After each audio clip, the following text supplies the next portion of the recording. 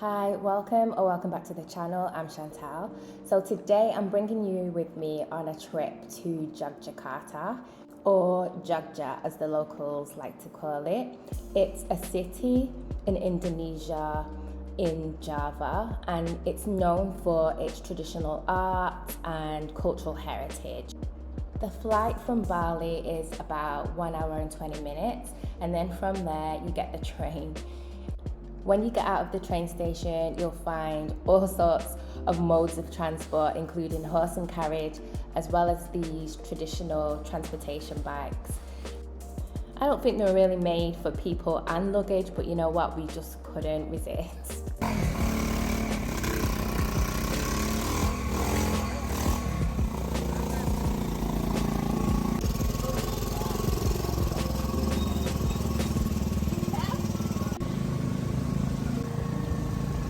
Apart from visiting some of the smaller islands surrounding Bali, I haven't really been anywhere in Indonesia outside of Bali. So this was the first trip kind of exploring what life is like in a different part of Indonesia and seeing what the differences and similarities are. So this is our hotel. It's so quirky. Like, I love that there's just antique pieces everywhere. The archways just give it so much character, and there's nothing fancy about it at all, but it's really cute. So on the first level you get a really good view of the pool, which is really nice, and then the rooms are just really humble. Like I said, nothing special, but it has such a warm feel in this hotel. That's the little restaurant there. We never visited it because no one was ever in there, and this is our room. Really cute. In the afternoon, after we've unpacked, we go for something to eat at ViaVia. To be honest, I think we ate here about 3 times. It had such a good vibe, and it was so quirky and eclectic, and every time I went in there I saw something different, which was really nice, and they had a really good menu as well. This whole street is really cute actually, and just has a really nice vibe. So we later ventured out to do some shopping, and we went to the shopping district. This is the market. It was hectic, so we couldn't stay in there too long because it was so hot. But we came out of there and we did some people watching. The vibe is so different to Bali.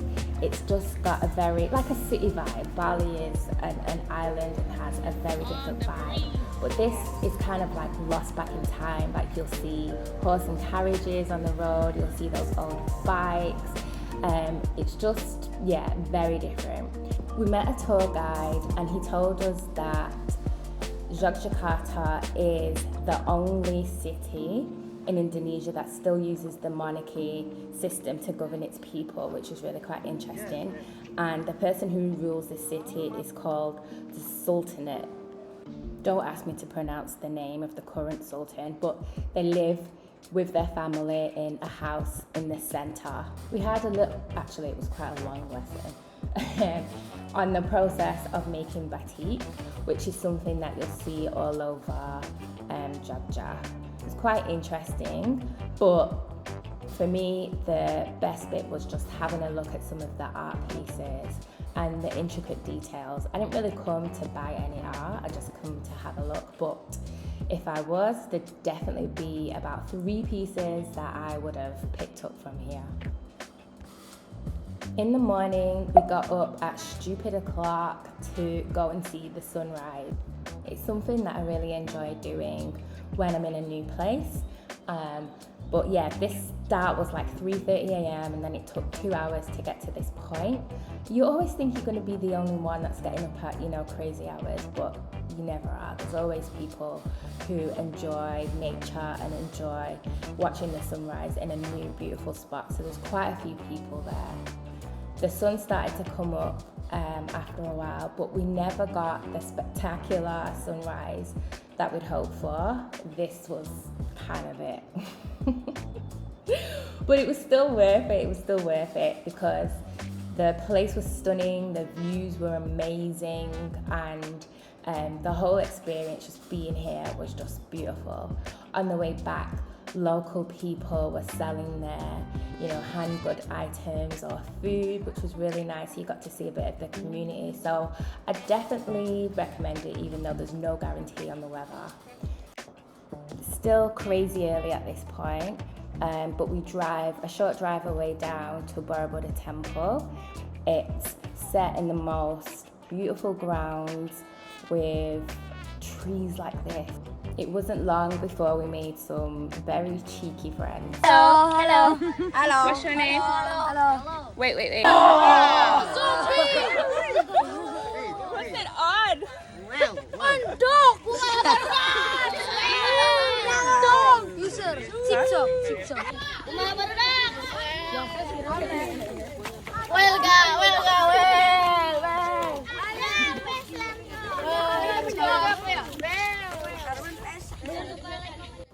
With our new rowdy crew in tow, we made our way across to the temple, to the foot of the temple, up the million stairs.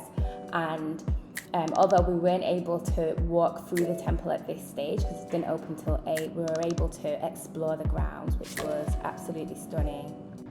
Because it was still so early, we got to see a beautiful view of the sun rising above the temple, which really made my day and made it feel like it was so worth it getting up at that time. Loved it. We took the opportunity to take some obligatory selfies, and we even got to see some working monks in prayer at the foot of the temple, which was quite an experience. And then we got hounded by different groups of Indonesians traveling who just wanted to take pictures with us. It was crazy. But we did it.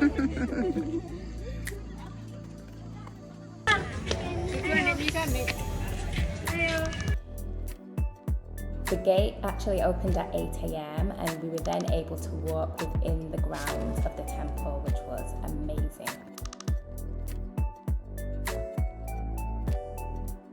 So Borobudur Temple, it's a Buddhist temple, and it's known really on an international level because the historical relic is so special.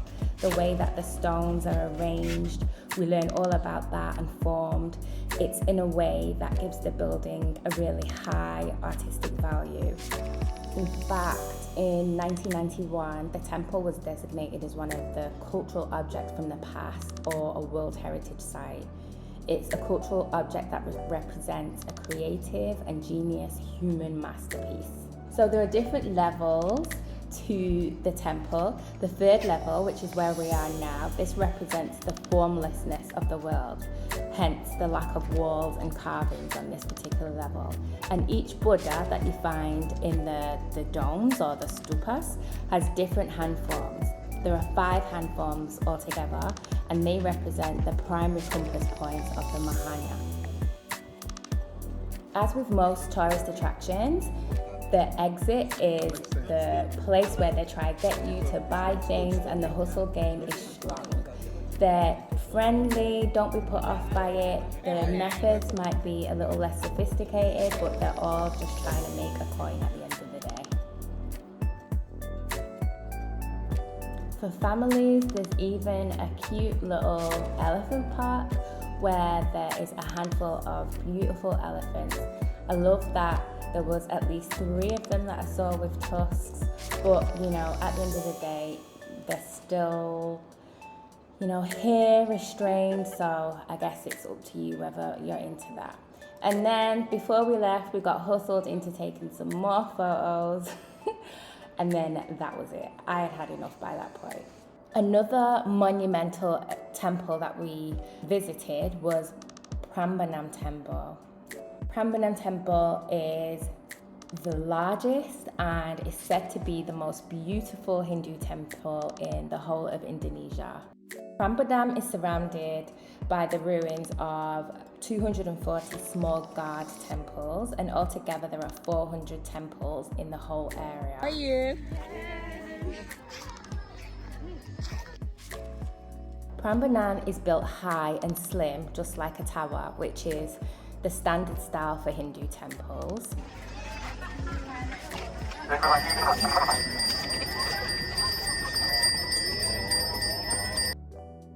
Since the temple is for the god Shiva, the person who constructed the plan tried to use as much symbolism as possible. So for example, the main temple is supposed to represent Mimic, which is the home of Shiva. The temple has 3 sections. The bottom part of the temple represents mankind, where they're still bound by worldly desires. Since it's worldly desires, animals and demons are also carved among with mankind.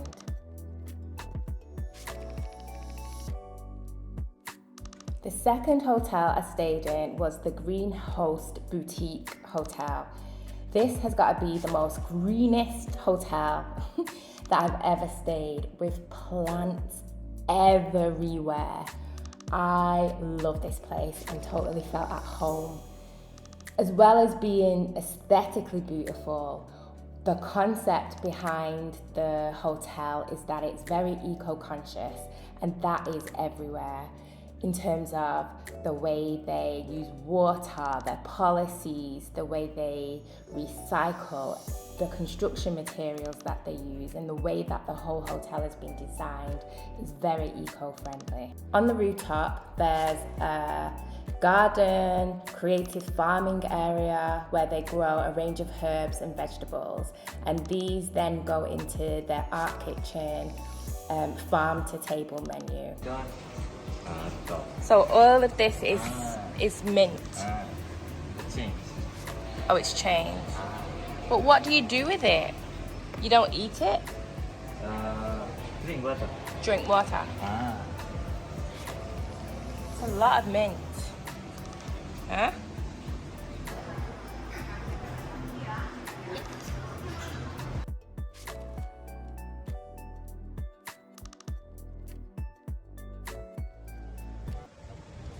Hitan Pinus is a cool place to visit in Yogyakarta. It's just a forest with picture spots, but the views from these picture spots are amazing. I am a lover of nature, so just spending that time in nature amongst trees is something that I love to do. And if you love nature, I'm sure you would love this place too. There's little spots as well, like SpongeBob house and little places here and there where you can just sit, take pictures, relax. It's really nice. It's only about $3 for the entrance, which is about 30p. So it's absolutely worth it if you're looking for somewhere to visit and for somewhere to get some unique photos. Another photo-friendly spot is Panguk. I think it probably looked better, it's seen better days, but it's still a really picturesque spot, and it's not far from the previous destination. It's really high up in the mountains and the views are absolutely gorgeous. Again, it's a really small fee to go in there. And if you have time, have a wander around the villages close by. It's so beautiful. The locals are really friendly and they love to see people, tourists kind of exploring the area, obviously in a respectful way, but definitely have a drive through the local area if you get the chance to do that too. I loved it. It's just so lush and it has a totally different vibe to the city area with green rice fields, animals, just that real country village feel. One of the things that I came to Yogyakarta for was to source and look at products and to see if there were any cheaper than in Bali. I didn't find loads of places, but I came across a really good warehouse, and it's probably somewhere that I'll be using in the future. So I'm really glad that I found this place. Beautiful, unique timber pieces, and the range was amazing too.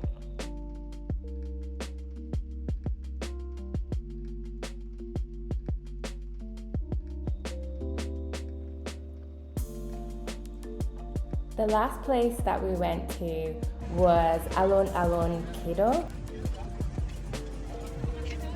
basically a field and it's surrounded by LED lights, deco style cars on the roadside and some hawker style stalls selling food and drinks.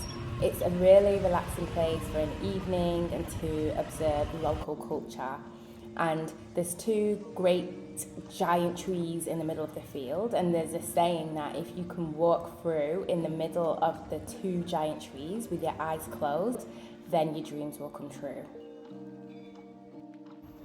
Alright, so that's the end of this vlog and my trip to Yogyakarta. Heading back into Bali now. It's been really good actually, and it's kind of motivated me to want to visit other places in Indonesia too. I love Bali, but I'm really excited to learn more about other places as well. If you have any other recommendations, hit me up in the comments, I'd love to know. Thanks so much for watching, and until next time, I'll catch you soon.